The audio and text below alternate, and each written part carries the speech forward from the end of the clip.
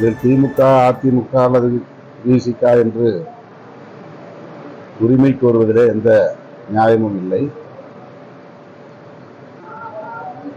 சான்றுகள் வலுவாக இருந்தன. குறிப்பாக செல்போன்கள் மற்றும் இதர சமூக வலைதளங்களில் அவர்கள் பதிவு செய்த தடயங்கள் இந்த தண்டனைக்கு ஆதாரங்களாக இருந்தன. ஆகவே அவர்களால் தப்பிக்க இயலவில்லை.